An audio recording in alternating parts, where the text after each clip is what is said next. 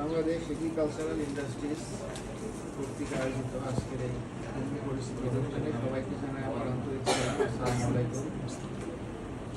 Bangladesh agricultural industries এটা কিন্তু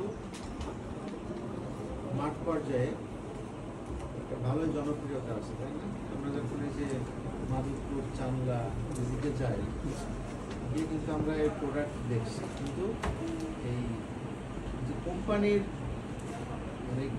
যে কর্তৃপক্ষের সাথে আমাদের যোগাযোগটা একটু কম ছিল। এখানে আমাদের জেলা থেকে এক স্যার আসছে, এসে মাধবপুরের একটা দোকানে বাংলাদেশ এগ্রিকালচারাল ইন্ডাস্ট্রিজ প্রোডাক্ট অনেক দেখছে, এবং ওই যে রশিদ সরকারের ছেলে সে বলছে স্যার এই প্রোডাক্ট অনেক ভালো চলে, অনেক অনেক কাজ করে ভালো, কিন্তু জেলার স্যার মনে করতে পারছে না যে এই কোম্পানির ডিপো আছে কি নাই, শুধুমাত্র একটা কমিউনিকেশন গ্যাপের কারণে। আমি কিন্তু তার সাথে দেখা করি, তার মনে নাই।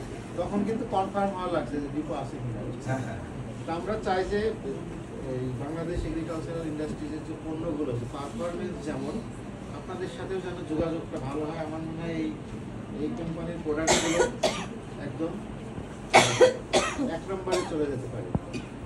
ঠিক আছে, আমাদের কাছ থেকে আপনারা সর্বাত্মক সহযোগিতা পাবেন। আর আমার উপসহকারী কৃষি অফিসারদের অনুরোধ করব, যদি এই প্রোডাক্ট ভালো কাজ করে অবশ্যই আপনারা এই প্রোডাক্টগুলোর কথা মাথায় রেখে কৃষকদের প্রেসক্রিপশন দিবেন।